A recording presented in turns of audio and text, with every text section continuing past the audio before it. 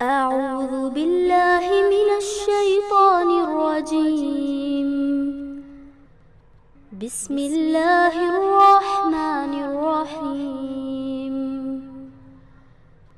اقرأ باسم ربك الذي خلق. خلق الإنسان من علق. اقرأ وربك الأكرم. الذي علم بالقلم. علم الإنسان ما لم يعلم. نحمدہ و نصلی علی رسولہ الکریم، اما بعد۔ میری عزیز بہنوں، السلام علیکم ورحمۃ اللہ وبرکاتہ۔ امید ہے آپ تمام بخیر عافیت ہوں گے۔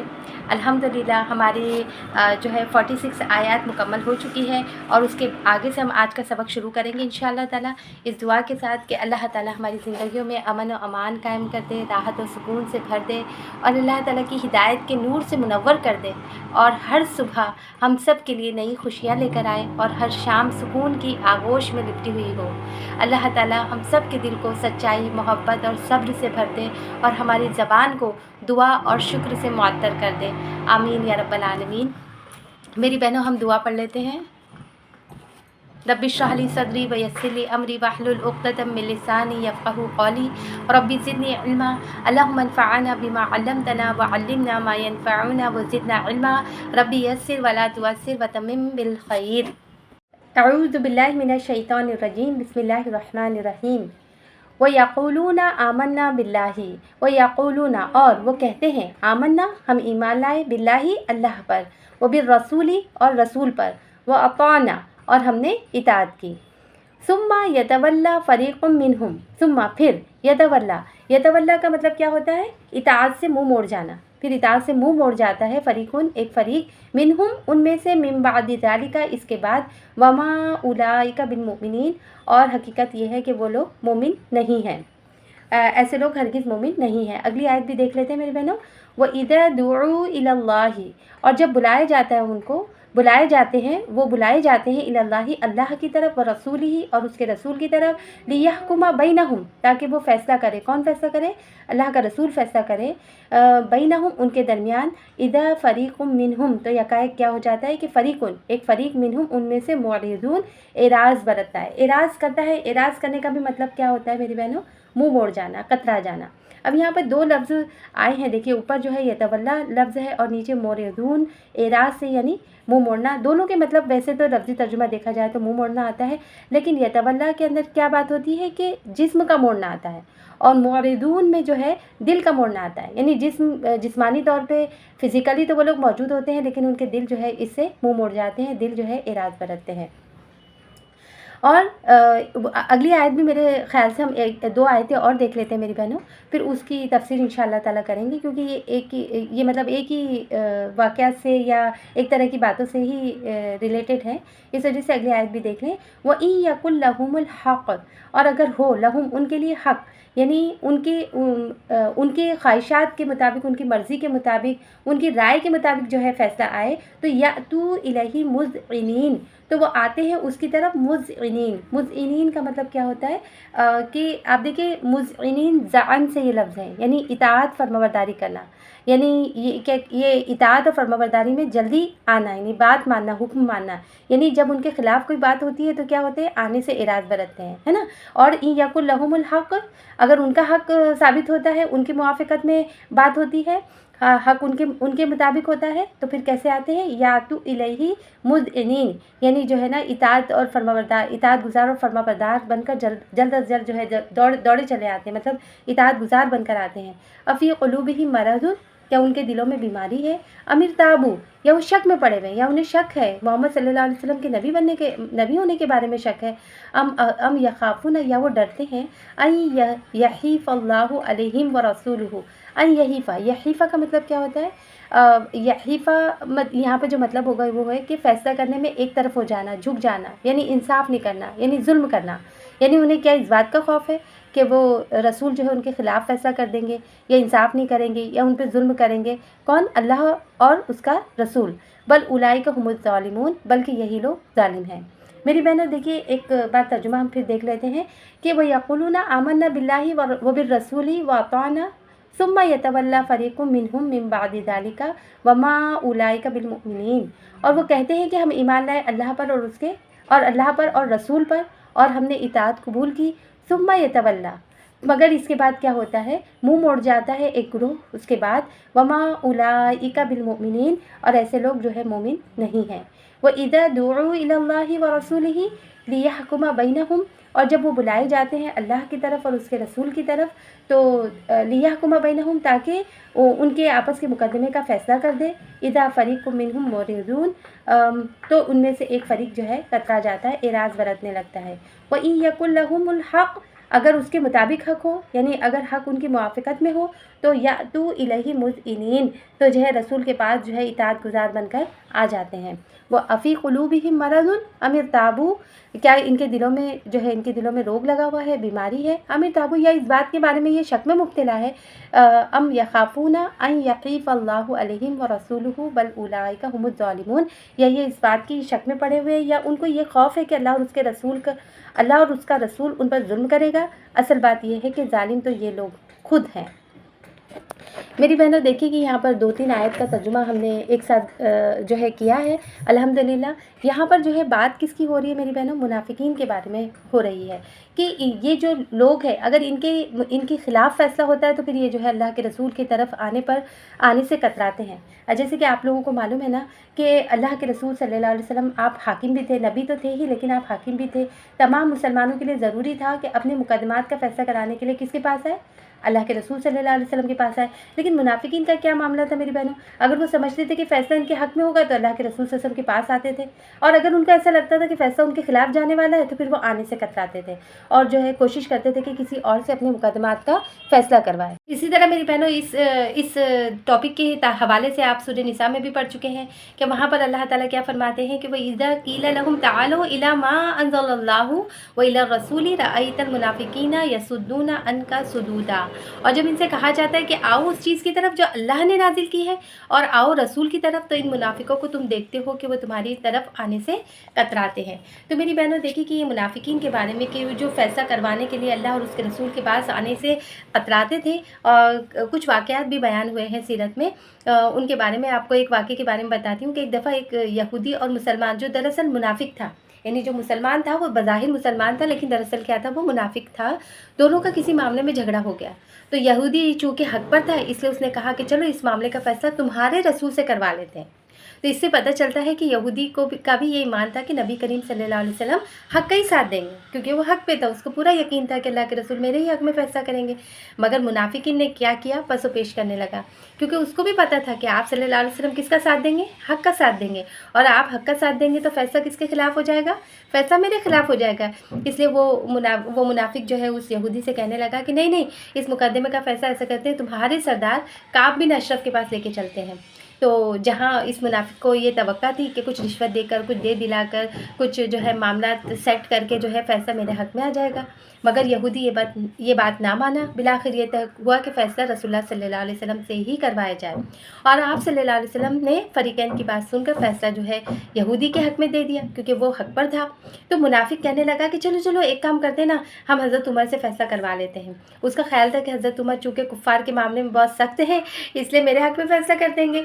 تو بہرحال یہ دونوں جو ہے حضرت عمر رضی اللہ تعالیٰ عنہ کے پاس پہنچے، تو جو ہے ان کے سامنے پورا معاملہ بیان کیا گیا، اور ساتھ ساتھ یہودی نے یہ بھی بتا دیا کہ اس مقدمے کا فیصلہ جو ہے اللہ کے رسول صلی اللہ علیہ وسلم کر چکے ہیں، اور یہ شخص جو ہے اس پر مطمئن نہیں ہے اور آپ کے پاس مقدمہ لے کر آیا ہے۔ تو حضرت عمر تو بڑے ویسے تھے نا، حضرت عمر نے کہا کہ اچھا کیا یہی بات ہے؟ تو اس شخص نے اقرار کر لیا۔ تو حضرت عمر رضی اللہ تعالیٰ عنہ نے فرمایا اچھا ٹھہرو، میں ابھی آتا ہوں، اور گھر میں تشریف لے گئے اور ایک تلوار لے کر آئے اور اس منافق کا کام جو ہے تمام کر دیا، اور فرمایا کہ جو شخص اللہ اور اس کے رسول کے فیصلے پر راضی نہ ہو اس کے لیے یہی فیصلہ ہے، یعنی عمر کا میرے پاس یہی فیصلہ ہے، یعنی عمر کا یہی فیصلہ ہے۔ اب کیا ہوا میری بہنوں کہ اس شخص کے وارث جو ہے اللہ کے رسول صلی اللہ علیہ وسلم کے پاس آئے اور حضرت عمر سے قصاص کا مطالبہ کیا، اور وجہ یہ بتائی کہ ہمارا ارادہ آپ کے فیصلے کے خلاف عمر کا فیصلہ لینا نہیں تھا، بلکہ ہمارا ارادہ تو یہ تھا کہ عمر ان دونوں کے درمیان کچھ صلح صفائی کرا دے، کچھ سمجھوتہ کرا دے۔ اور اس پر جو ہے یہ لوگ جو ہے اللہ کی قسمیں بھی کھانے لگے، لیکن اللہ تعالیٰ نے منافقین کے وارثوں کی اس چال سے اللہ کے رسول صلی اللہ علیہ وسلم کو مطلع کر دیا، یعنی بتا دیا، اور قصاص کے مقدمے کو ان آیات کے ذریعے جو ہے ختم کر دیا کہ جو لوگ مال یا جانی مقدمات میں اللہ کے رسول کو دل و جان سے حکم تسلیم نہیں کرتے، وہ در حقیقت مومن نہیں ہے نا۔ اور پھر میری بہنوں دیکھیے کہ یہ حکم آپ کے عہد مبارک کے ساتھ مخصوص نہیں تھا، بلکہ قیامت تک کے لیے ہے، اسی طرح جاری رہے گا جیسے کہ آپ صلی اللہ علیہ وسلم کے زمانے میں لوگ خود آپ سے رجوع کرتے تھے، اپنے مقدمات یا معاملات لے کر آپ کے پاس جایا کرتے تھے، اور اب جب کہ آپ صلی اللہ علیہ وسلم موجود نہیں ہیں تو آپ کی شریعت کی طرف رجوع کیا جائے گا اور اس پر عمل کیا جائے گا، کیونکہ مسلم کا مطلب کیا ہوتا ہے میری بہنوں؟ آپ سب سے پہلے یہ یاد رکھیے کہ مسلم کا مطلب یہ ہوتا ہے کہ مکمل فرمانبردار، اور مسلم کے لفظی ترجمے کو اگر آپ دیکھیں گے تو اس کا لفظی ترجمہ ہے کہ ایسا اونٹ کہ جس کی نکیل اس کے مالک کے ہاتھ میں ہو، وہ جس طرف موڑے وہ اس طرف مڑ جائے، یعنی کوئی اکڑ نہیں، کوئی حجت نہیں، کوئی بہانہ نہیں، بلکہ شریعت کے ہر حکم کے آگے سر تسلیم خم کر دے۔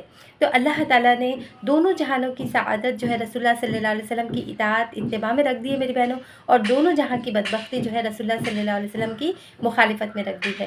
تو ان باتوں سے ہمیں کیا ہمارے لیے سبق ملتا ہے، کیا نچوڑ ملتا ہے کہ ابھی فیصلہ کرنے کے لیے اللہ کے رسول صلی اللہ علیہ وسلم خود بظاہر موجود نہیں ہے، لیکن آپ کی شریعت ہے، قرآن کی آیات ہے نا۔ تو ہمارے جو معاملات ہیں، گھریلو معاملات ہیں، طلاق اور خلا کے معاملات ہیں، یا ازواجی زندگی کے معاملات ہیں، بہت سارے معاملات میں ہم کو جو ہے احکامات کی طرف یعنی قانون کی طرف رجوع کرنا پڑتا ہے، اور اس میں جو ہے سب بہت ضروری ہے انسان کو کہ جو کچھ بھی اللہ کے رسول صلی اللہ علیہ وسلم نے فرمایا ہے، جو کچھ قرآن میں آیات نازل کی گئی ہیں، ان کے اوپر پوری طریقے سے عمل کرے، اور اس عمل کرنے میں اپنے دل میں ذرا بھی کجی محسوس نہ کرے، ذرا سا بھی جو ہے شک و شبہ، اور کسی طرح سے یہ بھی نہ سوچے کہ مجھ پر یہ ظلم ہو رہا ہے، بلکہ پورے کھلے دل سے جو ہے اللہ اور اس کے رسول کے فیصلے کو تسلیم کرنا چاہیے۔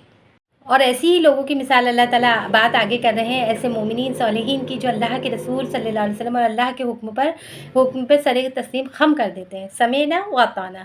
دیکھیں اللہ تعالیٰ کیا فرما رہے ہیں کہ انما کانا قول المؤمنین، کہ بے شک مومنین کی بات تو ایسی ہے، مومنوں کی بات ایسی ہے کہ جب بلائے جاتے ہیں الی اللہ و رسولہ، اللہ اور اس کے رسول کی طرف، لیحکم بینہم، تاکہ ان کے درمیان فیصلہ کر دیں، ان یقولوا، تو وہ کہتے ہیں، سمعنا و اطعنا، کہ ہم نے سنا اور ہم نے اطاعت قبول کر لی، وَأُولَٰئِكَ هُمُ الْمُفْلِحُونَ، اور ایسے ہی لوگ جو ہے فلاح پانے والے ہیں، ایسے ہی لوگ کامیاب ہیں میری بہنوں۔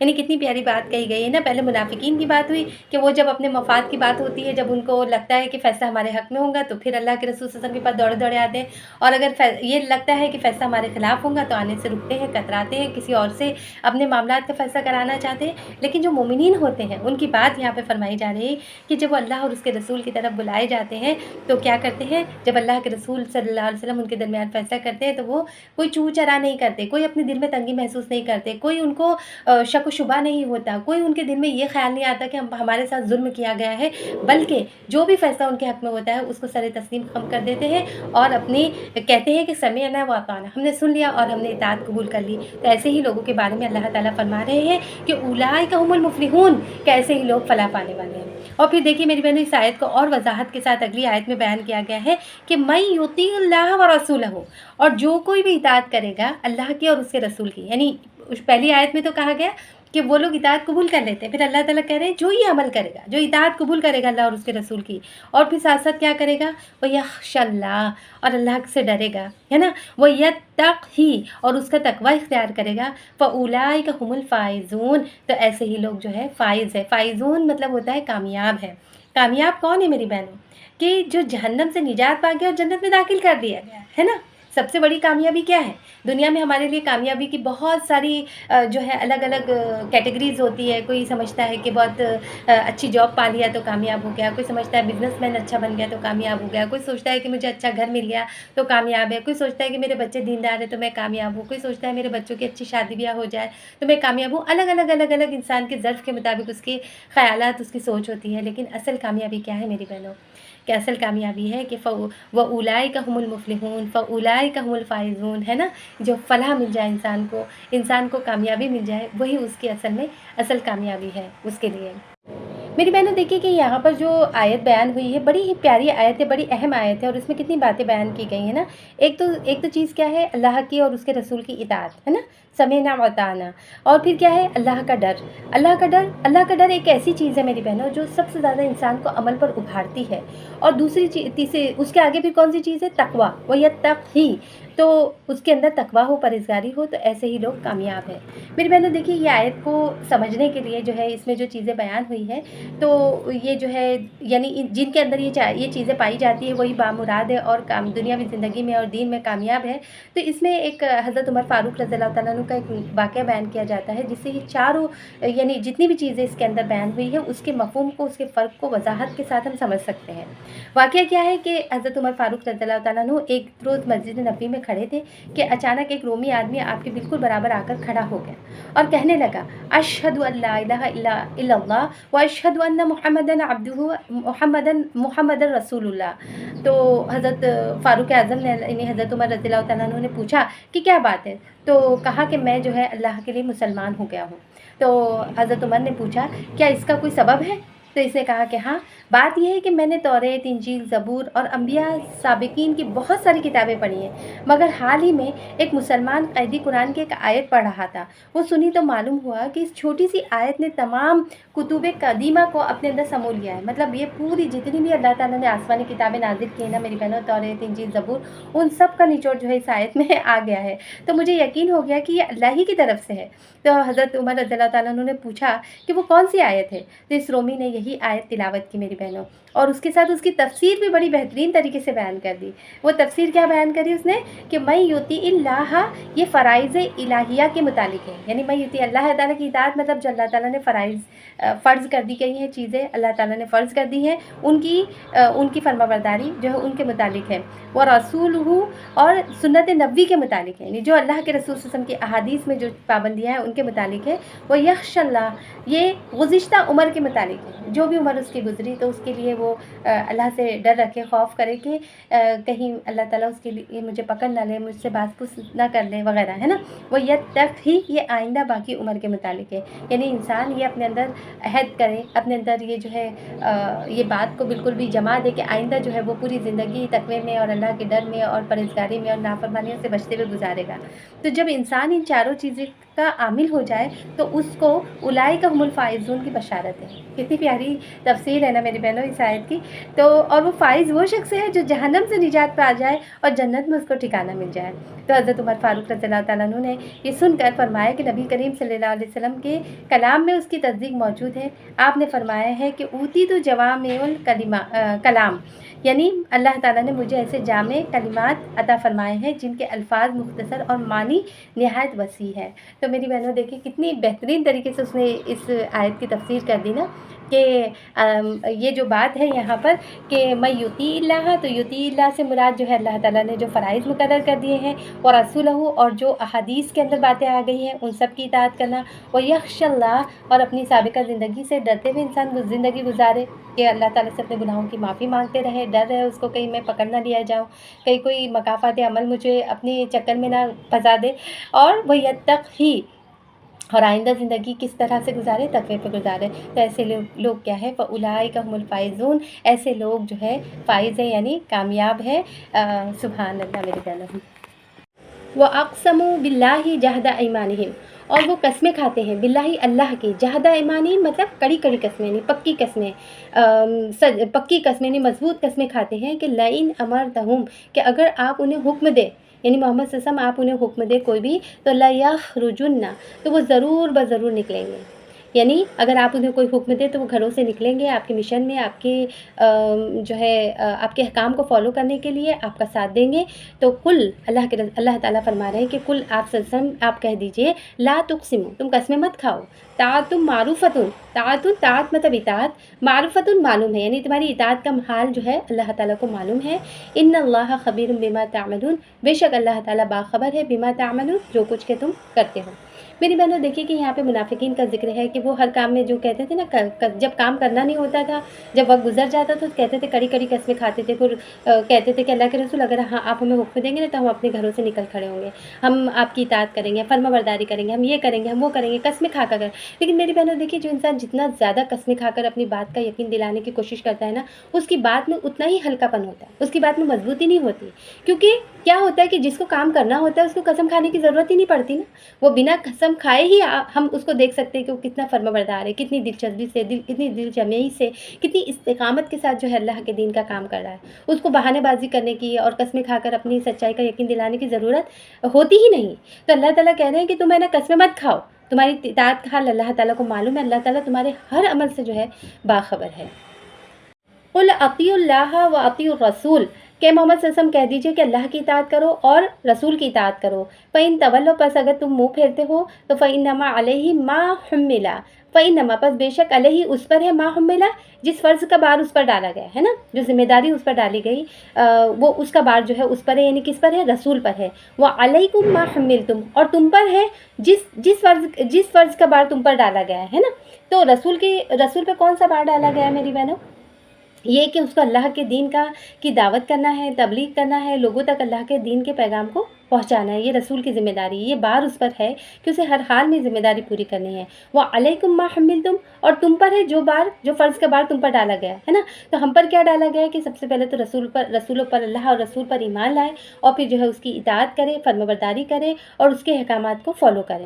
تو اللہ تعالیٰ اس کے آگے کہہ رہے ہیں کہ وَإِن تُطِيعُوهُ تَهْتَدُوا، اگر تم نے اس کی اطاعت کی، یعنی کس کی اطاعت کی؟ ہو کی ضمیر کس طرف جاری؟ پھر رسول کی طرف۔ اگر تم نے اس کی اطاعت کی، رسول کی اطاعت کی، تو تہتدوا، تو تم ہدایت پا جاؤ گے، یعنی اگر اس کی اطاعت کرو گے تو تم خود ہی ہدایت پا جاؤ گے۔ وما علی الرسول، اور نہیں ہے رسول پر الا مگر البلاغ المبین، بلاغ کا مطلب کیا ہوتا ہے؟ پہنچا دینا، مبین یعنی صاف صاف کھلے طور پر پہنچا دینا، یعنی رسول کی ذمہ داری اس سے زیادہ کچھ نہیں ہے کہ وہ صاف صاف حکم پہنچا دے۔ ایک بار ہم ترجمہ دیکھتے ہیں میری بہنوں۔ وَأَقْسَمُوا بِاللَّهِ جَهْدَ أَيْمَانِهِمْ لَئِنْ أَمَرْتَهُمْ لَيَخْرُجُنَّ قُلْ لَا تُقْسِمُوا طَاعَةٌ مَعْرُوفَةٌ إِنَّ اللَّهَ خَبِيرٌ بِمَا تَعْمَلُونَ، کہ منافق اللہ کے نام سے کڑی کڑی قسمیں کھا کر کہتے ہیں کہ آپ حکم دے تو ہم گھر سے نکل کھڑے ہوں گے، ان سے کہو قسمیں نہ کھاؤ، تمہاری اطاعت کا حال معلوم ہے، تمہارے کرتوت سے اللہ بے خبر نہیں ہے۔ قل اطیعوا اللہ و اطیعوا الرسول، آپ کہہ دیجئے کہ اللہ کی اطاعت کرو اور رسول کی اطاعت کرو۔ فإن تولوا فإنما علیہ ما حمل، پھر اگر تم منہ پھیرتے ہو تو خوب سمجھ لو کہ رسول پر جس فرض کا بار رکھا گیا ہے وہ اس کا ذمہ دار ہے۔ وَعَلَيْكُمْ مَا حُمِّلْتُمْ، اور تم پر جس فرض کا بار ڈالا گیا ہے تم اس کے ذمہ دار ہو۔ وَإِن تُطِيعُوهُ تَهْتَدُوا، اس کی اطاعت کرو گے تو خود ہی کیا ہوگے؟ ہدایت پاؤ گے۔ وَمَا عَلَى الرَّسُولِ إِلَّا الْبَلَاغُ الْمُبِينُ، ورنہ رسول کی ذمہ داری اس سے زیادہ کچھ نہیں ہے کہ صاف صاف حکم پہنچا دے۔ اس آیت کا مطلب یہ ہے میری بہنوں کہ رسول اپنی ذمہ داری پوری کرنے کا پابند ہے اور تم اپنی ذمہ داری پوری کرنے کے پابند ہو۔ رسول کی ذمہ داری اتنی ہی ہے کہ وہ تمہیں اللہ کا پیغام پہنچا دے اور اس نے وہ ذمہ داری پوری کر دی، اور تمہارے ذمہ یہ بات ہے کہ تم اس کی بات سنو، اس کی اطاعت کرو، اور جس میں تم پس و پیش کر رہے ہو اور قسمیں کھا کر آئندہ کے لیے اطاعت کرنے کا یقین دلانا چاہ رہے ہو، لیکن یاد رکھو کہ اگر اللہ کے احکام کی تعمیل کرو گے تو اس میں تمہارا بھلا ہے، دنیا میں بھی عزت و آرام سے رہو گے اور آخرت میں بھی کامیاب رہو گے، اور اگر ایسا نہ کرو گے تو اس میں رسول کا تو کچھ بھی نقصان نہیں ہے میری بہنوں۔ تمام خباثتوں کا خمیازہ کسے بھگتنا پڑے گا؟ نافرمانی کرنے والوں کو۔ اور پھر میری بہنوں دیکھیے کہ اس سورہ میں کتنی دفعہ اطیعوا اللہ و اطیعوا الرسول، رسول کی اطاعت، اللہ کی اطاعت کرو، رسول کی اطاعت کرو، کتنی دفعہ یہ ذکر آیا ہے نا، مطلب ہم دیکھ رہے ہیں کہ یہی رکوع کے اندر کتنی دفعہ آ گیا ہے نا۔ تو مطلب اللہ کی اطاعت کے ساتھ ساتھ رسول کی اطاعت کتنی اہمیت رکھتی ہے، اس سے ہمیں یہ بات سمجھ میں آتی ہے۔ اور اللہ تعالیٰ دیکھیے پھر اگلی آیت میں فرما رہے ہیں کہ جو کوئی بھی یہ کرے گا، مطلب اللہ کی اطاعت کرے گا، تو اللہ تعالیٰ کیا کہہ رہے ہیں؟ اللہ اور رسول کی اطاعت کرنے والوں کو کیا وعدہ فرما رہے ہیں اللہ تعالیٰ کہ وعد اللہ الذین آمنوا، کہ وعدہ کیا ہے اللہ تعالیٰ نے ان لوگوں سے جو ایمان لائے، منکم تم میں سے، وعملوا الصالحات اور نیک اعمال کے، نیک کام کیے، لَيَسْتَخْلِفَنَّهُمْ، دیکھیے میری بہنیں یہ خلیفہ سے ہے نا، خلیفہ تو لَيَسْتَخْلِفَنَّ یعنی ضرور خلیفہ بنائے گا، ہم ان کو، لا کا مطلب کیا ہے؟ ضرور. یستخلفن کا مطلب ہو ضرور بضرور خلیفہ بنائیں گا. دیکھیں نون مشدد بھی ہے یہاں پہ اور شروع میں لام پر زبر بھی، لام تاکید بھی ہے. تو ضرور بضرور انہیں خلیفہ بنائے گا، انہیں جانشین بنائے گا. فی الارض زمین میں، کما استخلف الذین من قبلہم جیسے کہ جانشین بنایا ان لوگوں کو جو ان سے پہلے گزر چکے ہیں. اور کیا کرے گا اللہ تعالیٰ نے؟ ایک تو یہ وعدہ کہ خلیفہ بنائے گا. ولا یمکنن اور ضرور یمکنن مطلب جما دے گا لہم ان کو دینہم ان کے دین کو، ان کے لیے ان کے دین کو. یعنی سب سے پہلے تو اللہ تعالیٰ کیا وعدہ فرما رہے ہیں کہ جو لوگ ایمان لائے اور نیک عمل کرے ان کو اللہ تعالیٰ زمین میں خلیفہ بنائے گا جس طرح ان سے پہلے لوگوں کو بنا چکا ہے. پھر ان کے لیے ان کے دین کو مضبوط بنیادوں پہ قائم کر دے گا، ہے نا. لیمکنن یعنی جما دے گا، مضبوط کر دے گا ان کے لیے ان کے دین کو. الذی ارتضی لہم جسے پسند کیا ہے ان کے لیے، یعنی جسے اللہ تعالیٰ نے خود ان کے حق میں پسند کیا ہے. ولا یبدلنہم اور ضرور بضرور بدل دے گا. یبدلن دیکھیے بدل سے ہے نا، بیچ میں بدل کا لفظ آپ دیکھیں ورڈ نکالیے اور شروع میں جو ل ہے اور پھر اس کے بعد نون مشدد ہے، اس کا مطلب ہوتا ہے ضرور بضرور بدل دے گا. ہم ان کی حالت کو، یعنی ان کی جو موجودہ حالت ہے ان کی حالت کو من بعد خوفہم ان کے خوف کے بعد کس میں بدل دے گا؟ امن میں. یعبدوننی لا یشرکون بی شیئا تو اس کے لیے کیا کرنا ہوگا بندوں کو کہ بس وہ کیا کرے کہ یعبدوننی وہ میری عبادت کرے اور میرے ساتھ کسی کو بھی شریک نہ کرے. ومن کفر بعد ذالک فاولئک هم الفاسقون اور جو کوئی بھی کفر کرے گا بعد ذالک اس کے بعد ایسے ہی لوگ کیا ہے؟ فاسق ہیں. ہم ترجمہ دیکھتے ہیں میری بہنوں.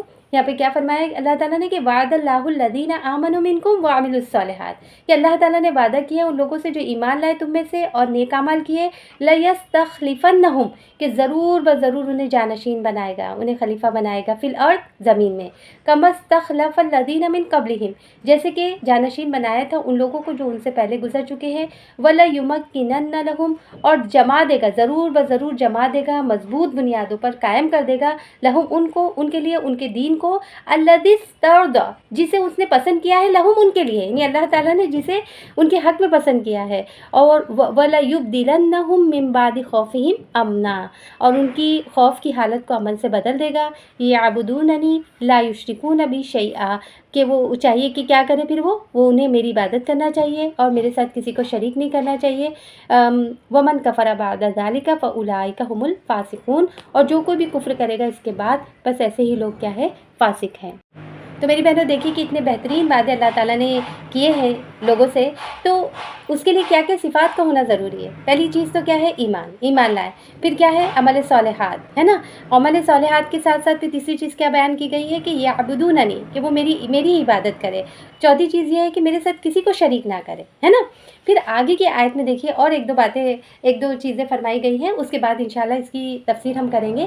آگے کی آیت میں کیا ہے؟ وہ اقیم الصلاۃ اور ان سب چیزوں کے ساتھ ساتھ کیا کرے؟ نماز کو قائم کرے. وہ آتوا الزکوٰۃ اور زکوٰۃ ادا کرے. وہ اطیعوا الرسول اور رسول کی اطاعت کرے. دیکھیے پھر اطاعت کا لفظ آ گیا ہے نا. لعلکم ترحمون تاکہ تم پر رحم کیا جائے.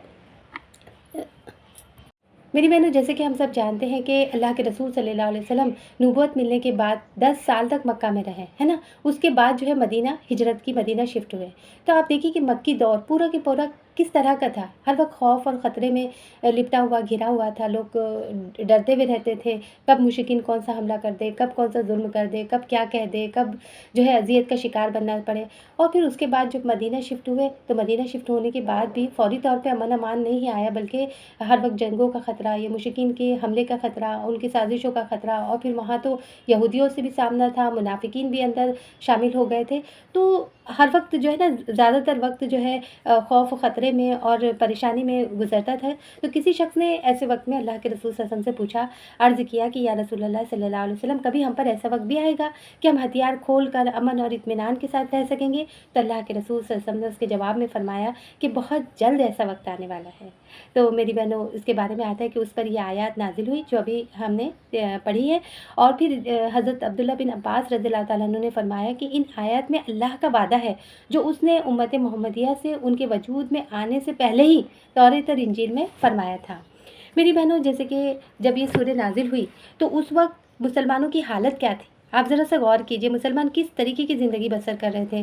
آپ دیکھیے کہ تنگی تھی، فتح خیبر کی بات، یعنی خیبر کا علاقہ پورا جب فتح ہو گیا تو مسلمانوں کی معیشت میں صرف اس حد تک آسودگی آئی تھی کہ مہاجرین نے جو باغ اور کھجوروں کے درخت ان کو ملے تھے، وہ جو ہے انہوں نے جو مواخات کی تھی نا انصار وغیرہ سے، تو انہوں نے واپس کر دیے. مطلب خیبر میں جو بھی مال غنیمت ملا، جو کچھ بھی جو انہیں عطیہ ملا، تو ظاہر جب وہ ہجرت کر کے مدینہ آئے تھے تو اس وقت جو ہے اللہ کے رسول صلی اللہ علیہ وسلم نے ایک مہاجر ایک انصار ایسے بھائی بنا دیے تھے.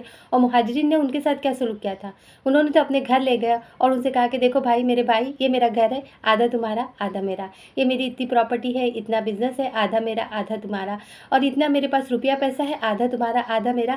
تو کہنے کا مطلب یہ کہ انہوں نے آدھا آدھا تقسیم کر لیا تھا اپنے مہاجرین بھائی پر. اور مہاجرین نے بھی پھر کیا کیا کہ حل جزاء الاحسان الا الاحسان، کہ احسان کا بدلہ سوائے احسان کے کیا ہو سکتا ہے میری بہنوں. تو جب ان کو خیبر میں جو مال غنیمت ملی، جو حصہ ملا، تو انہوں نے کیا کیا، پھر ان لوگوں کو انہیں واپس کر دیے.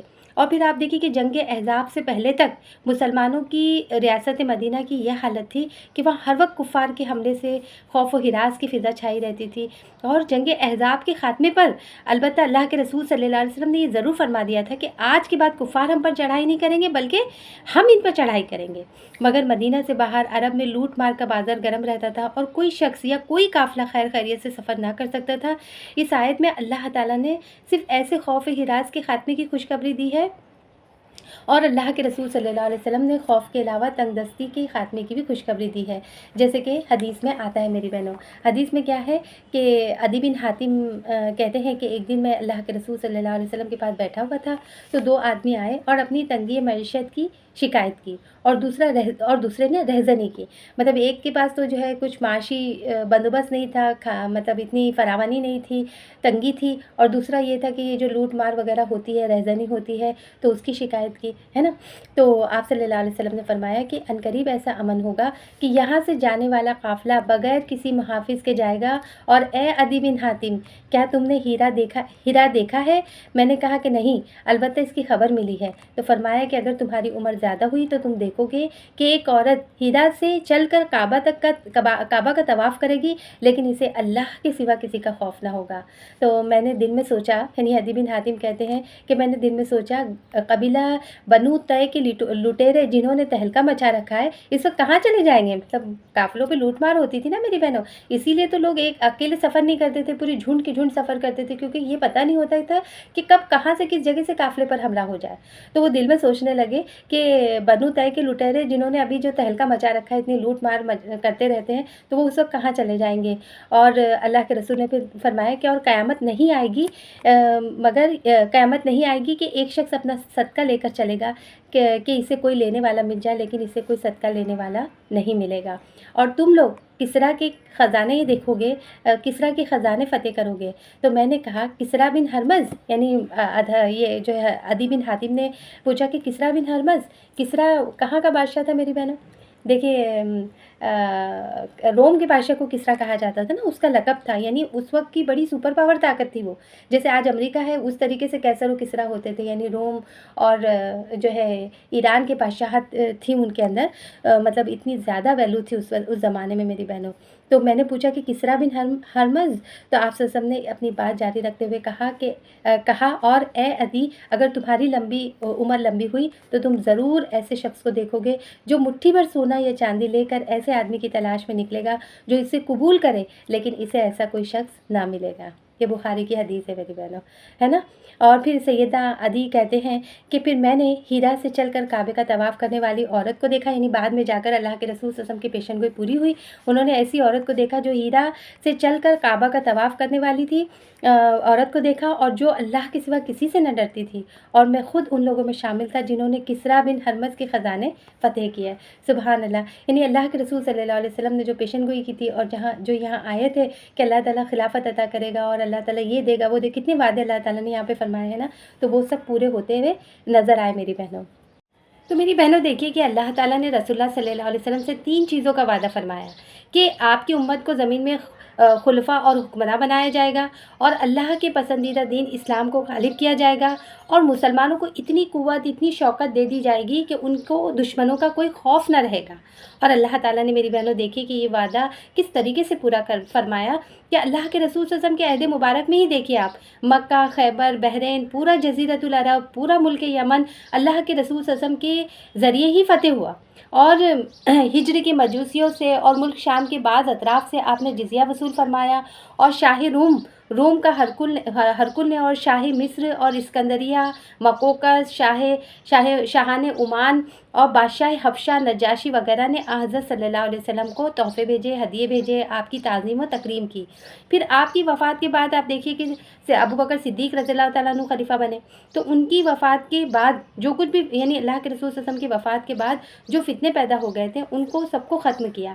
آپ کو پتہ ہوگا نا، آپ نے پڑھا ہوگا کہ کتنے فتنے پیدا ہو گئے تھے نا اللہ کے رسول صلی اللہ علیہ وسلم کے بعد، کے بہت سارے، ایک گروپ نے تو زکوٰۃ دینے سے ہی منع کر دیا تھا کہ ہم زکوٰۃ نہیں دیں گے، زکوٰۃ ہم پہ فرض تھی کہ ہم اللہ کے رسول صلی اللہ علیہ وسلم کو زکوٰۃ دیں، اور جو ہے اب اللہ کے رسول نہیں رہے تو ہم پہ زکوٰۃ بھی فرض نہیں رہی۔ لیکن اللہ کے یہ جو پہلے خلیفہ حضرت ابو بکر صدیق رضی اللہ تعالیٰ عنہ نے ان کا مقابلہ کیا اور ان سے کہہ دیا کہ اگر اللہ کے رسول صلی اللہ علیہ وسلم کو جتنی چیزیں تم زکوٰۃ میں دیتے تھے، اگر ایک بکری بھی کم کر دی تو میں تم سے اس کے لیے بھی جنگ کروں گا، اگر کوئی میرے ساتھ جنگ کرنے نہیں آئے گا تو میں اکیلا جو ہے جاؤں گا اور ان سے لڑوں گا۔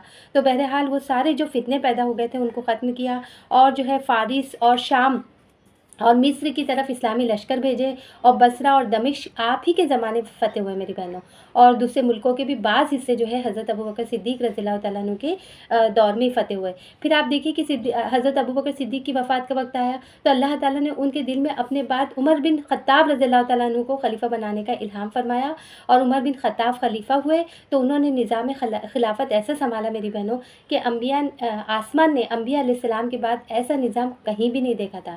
ان کے زمانے میں ملک شام پورا فتح ہو گیا، اس طرح سے پورا ملک مصر اور ملک فارس کا اکثر حصہ، انہی کے زمانے میں کیسر و کسریٰ کی کیسری و کسروی کا خاتمہ ہو گیا۔ یعنی جیسے کہ میں نے آپ کو بتایا نا کہ اس زمانے کی یہ سپر پاور طاقت تھی، جیسے کہ آج امریکہ اور لنڈن یا جو بھی بڑے بڑے ممالک ہیں جو سپر پاور کہلاتے ہیں، تو اس طرح اس زمانے میں کیسر اور کسریٰ کی حکومتیں تھی، تو ان کا خاتمہ کر دیا، وہاں بھی اسلامک حکومت ہو گئی۔ اس کے بعد پھر دیکھیے میری بہنوں کے حضرت عثمان رضی اللہ تعالیٰ عنہ کا وقت آیا تو اسلامی فتوحات کا دائرہ اور وسیع ہو گیا، یعنی مشارق و مغارب تک وسیع ہو گیا، اور بلاد مغرب، اندلس اور قبرص تک، اور مشرق اقصی میں بلاد چین تک، اور ایران اور خراسان سب آپ کے زمانے میں فتح ہوئے۔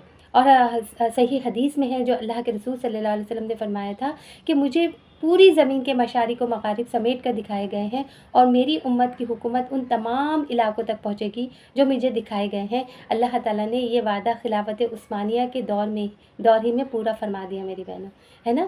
اور میری بہنوں یعنی کتنی بڑی بات ہے نا کہ اللہ تعالیٰ نے جو اس میں فرمایا وہ ساری چیزیں جو ہے ہو بہو اسی طریقے سے پوری ہوئی۔ میری بہنوں یہ تفصیلات پڑھ کر یا سمجھ کر یہ سوال ذہن میں آتا ہے نا کہ کیا اللہ تعالیٰ کا یہ وعدہ صرف صحابہ کرام کے لیے مخصوص تھا، یہ بات کہ مومنوں کے لیے بھی ہے؟ تو اس کا جواب اسی آیت میں مذکور ہے، یعنی یہ وعدہ جب صحابہ کرام سے پہلے کے مومنوں کے لیے بھی تھا تو بعد میں بھی آنے والے مومنوں کے لیے کیوں نہ ہوگا میری بہنوں، ہے نا۔ لیکن شرط کیا ہے کہ ان میں یہ سارے اوصاف پائے جاتے ہوں، یعنی وہ سچے مومن ہو، اعمال صالحہ بجا لائے، نماز قائم کرے، زکوٰۃ ادا کرے، اچھے کاموں کا حکم دے، برے کاموں سے روکے، اور ان کا مقصد محض اللہ کے دین یا نظام خلافت کا قیام ہو، اور اس کے لیے ہر ممکن کوشش کریں۔ ان کی زندگیاں شرک سے بالکل پوری طرح سے صاف ہو، صرف اللہ سے ڈرنے والے اور اس پر توکل کرنے والے ہوں، اور باہم متحد ہو، باہم مشورہ کر کے کام کرے، اور جو ہے تفرقہ بازی سے بچے۔ اگر مومنین ان اوصاف کو اپنا لیں میری بہنوں تو کوئی وجہ نہیں کہ اللہ تعالیٰ ان سے کیا ہوا وعدہ پورا نہ کرے، ہے نا۔ تو یہ والی جو چیز ہے یہ ذہن میں رکھنا چاہیے۔ لا تحسبن الذین کفروا، تم مت گمان کرو، تم مت سمجھو، تمہارے دل میں یہ خیال نہ ہو کہ الذین کفروا، جن لوگوں نے کفر کیا ہے وہ لوگ معجزین، عاجز کر دینے والے ہیں، فی الارض، زمین میں، ومأواہم النار، ان کا ٹھکانہ تو کیا ہے؟ آگ ہے، ولبئس المصیر، اور بہت ہی برا ٹھکانہ ہے۔ یعنی جو لوگ کفر کر رہے ہیں ان کے متعلق اس غلط فہمی میں تم ہرگز مت رہو کہ وہ زمین میں اللہ کو عاجز کر دیں گے، بلکہ کیا ہے؟ ان کا ٹھکانہ تو دوزخ ہے، اور وہ بہت ہی برا ٹھکانہ ہے۔ میری بہنوں یہاں پر کافر سے مراد وہ سارے غیر مسلمین ہیں، یعنی کفار مکہ ہو، چاہے عرب کے مشرک قبائل، چاہے چاہے مدینہ کے یہود اور منافقین یہ سب لوگ مل کر بھی اپنی ایڑی چوٹی کا زور لگا لینا، تب بھی یہ لوگ اسلام کی راہ نہیں روک سکتے، اسلام کو پھلنے پھولنے اور آگے بڑھنے سے اور ترقی سے نہیں روک سکتے۔ اللہ کا دین تو یقیناً بلند ہو کے رہے گا، اور رہے یہ لوگ یعنی یہ جو اتنی کوششیں کر رہے ہیں تو ان کو کیا ہوگا کہ ان کو سوائے ذلت و رسوائی کے کچھ حاصل نہیں ہوگا، دنیا میں بھی اللہ تعالیٰ انہیں رسوا کرے گا اور آخرت میں بھی ان جہنم کا عذاب انہیں بھگتنا ہوگا۔ تو میری بہنوں یہاں پر ہمارے 7 رکوع مکمل ہو گئے الحمدللہ، یہیں پر ہم آج کی کلاس کو مکمل کرتے ہیں اس دعا کے ساتھ کہ اللہ تعالیٰ ہمیں اپنے کلام سے اپنے قرآن سے جوڑے رکھے اور ہمیں اسے سیکھنے سکھانے والا آگے پہنچانے والا بنائے، اور میری بہنوں ہمیں اللہ تعالیٰ بس ہمیں اہل قرآن میں شامل فرما دے، کیونکہ میری بہنوں بہت خاص ہوتی ہیں وہ زبانیں جو قرآن کی تلاوت کرتی ہیں، بہت خاص ہوتی ہیں وہ جوانیاں جو قرآن سیکھنے میں گزرتی ہیں، بہت خاص ہوتی ہیں وہ آنکھیں جو قرآن سنتے ہوئے آنسو بہاتی ہے، بہت خاص ہوتے ہیں وہ لوگ جو قرآن کے احکام کے مطابق ڈھلنے کی کوشش میں لگے رہتے ہیں میری بہنوں۔ تو اللہ تعالیٰ ہمیں یہ سعادت ہمیں نصیب فرمائے اور ہمیں اس سے جوڑے رکھے، اس حال میں کہ ہم پوری زندگی جو ہے اسے سیکھتے سکھاتے اس پر عمل کرتے گزرے اور آخر تک ہماری آخری سانس تک جو ہے ہم اس سے لگے رہیں۔ تو ہم یہاں پر مکمل کرتے ہیں میری بہنوں، انشاءاللہ آپ سے ملاقات ہوگی اگلی کلاس میں۔ دعا پڑھ لیتے ہیں۔ اللہم ارزقنی التفکر وتدبر بما یتلوہ لسانی من کتابک والفہم لہ والمعرفۃ بمعانیہ والنظر فی عجائبہ والعمل بذلک ما بقیت انک علی کل شیء قدیر۔ سبحان اللہ وبحمدہ، سبحانک اللہم وبحمدک، نشہد ان لا الہ الا انت، نستغفرک ونتوب الیک۔ سبحان ربک رب العزت عما یصفون وسلام علی المرسلین والحمد للہ رب العالمین برحمتک یا ارحم الراحمین، آمین یا رب العالمین۔ السلام علیکم ورحمۃ اللہ وبرکاتہ۔